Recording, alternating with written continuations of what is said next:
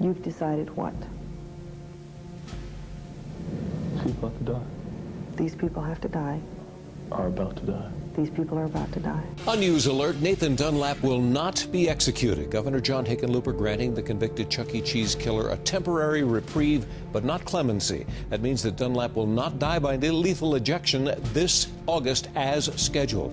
On May 22nd, Governor Hickenlooper issued an executive order granting a reprieve to Nathan Dunlap, the convicted killer who hid in an Aurora Chuck E. Cheese restaurant and murdered 4 employees.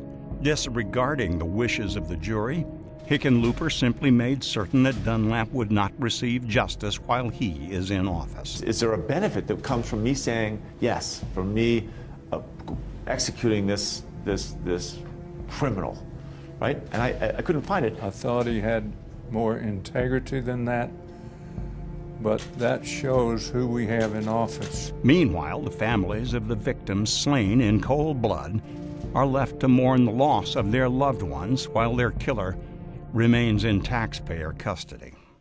Imagine if one of those young people was your family member.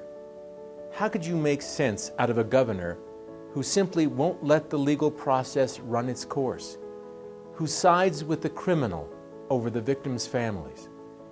This is so appalling as to defy words. We can pray for those families. But in January of 2015, we can put an end to Dunlap's reprieve. I will do that my first day in office as governor of Colorado. The reprieve of Nathan Dunlap is symptomatic of a governor who is completely out of touch with Colorado and who is incapable of making tough decisions. It's time that law-abiding citizens have a governor willing to work with law enforcement and communities to let criminals know that they have no place to hide in our state. It's also a reason that I'm a strong proponent of concealed carry training and permitting. As we've seen in every state where CCW permits have been allowed, violent crime rates have declined. Despite that fact, as the mayor of the city of Denver, Hickenlooper consistently opposed the ability of law-abiding citizens to carry in the city. I believe the government is out of control, both here and in Washington. I believe that we must inject reason and common sense into the mix. Colorado's government has become an enabler. It encourages dependency. Far too many people now look to the government instead of their own capabilities.